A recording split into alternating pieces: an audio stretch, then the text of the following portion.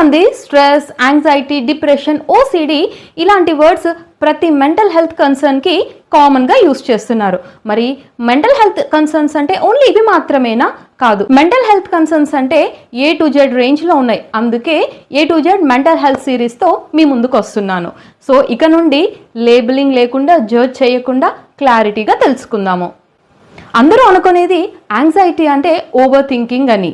But real anxiety అంటే over thinking మాత్రమే కాదు, ఇమీడియట్గా డేంజర్ లేకపోయినా సరే కాన్స్టాంట్గా వరీ, ఫియర్ ఉంటుంది.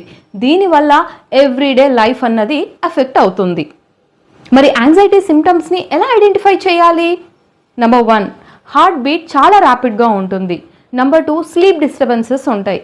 నెంబర్ 3, బాడీ చాలా టెన్స్డ్ మోడ్లో ఉంటుంది. నెంబర్ 4, బ్రీతింగ్ ఇష్యూస్ ఉంటాయి.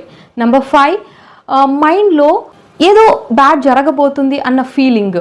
మరి యాంగ్షియస్గా ఫీల్ అయినప్పుడు ఎలా రిలాక్స్ అవ్వాలి? అట్లీస్ట్ టెంపరీ టిప్స్ ఏంటి అంటే, number 1, breathing exercises.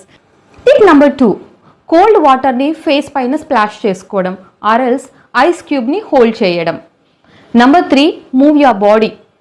Tip number 4, label your emotions.